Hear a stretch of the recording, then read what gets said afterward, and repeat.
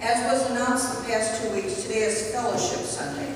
Each October, MCC churches worldwide pause to remember our past and invest in our future.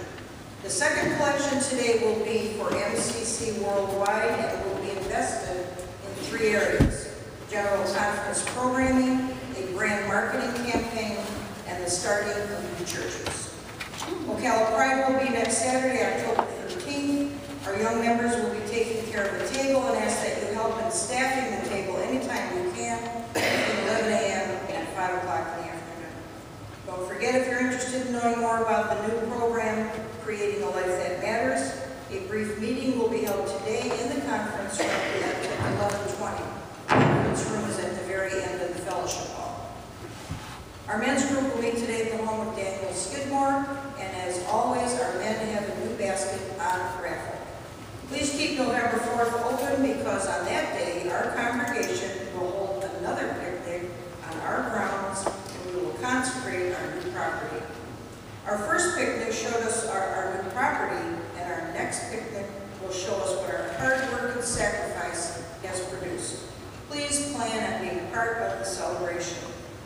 Reverend Carroll wants to remind you that every Sunday we will feature a special MCC church somewhere in the world. We have featured MCC Sydney, Australia, and MCC Toronto, Canada. We ask that you take a moment and read the summary about this week's very special MCC Los Angeles, home of our beginning.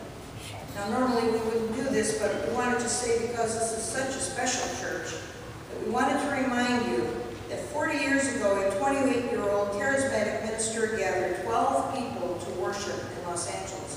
Kind of sounds like MCC Open Circle. Reverend Troy Perry's message was simple: God loves all of us. In the 60s, that group grew rapidly as it took on social injustice as one of its many missions. Today, that mother church has given birth to 222-member congregations with a presence in 37 countries. Perry's simple message of God's love was alive and popular among gay men and lesbians. By 1969, MCC had 150 congregants, and 2 years later, in 1971, more than 1,000 people attended the dedication service of MCC's first permanent home in Los Angeles, California. And now a shout out to our pastor, Reverend Carroll. As you know, our congregation is growing, and we have tons of activities going on all the time. Reverend Carroll spends a great deal of time every week creating our newsletter and getting it to us in a timely manner. We have reached the point now where it is impossible to convey all of the announcements before services begin. So we ask all of you to please take 5 minutes, go online, and stay in touch with your church and all of its numerous activities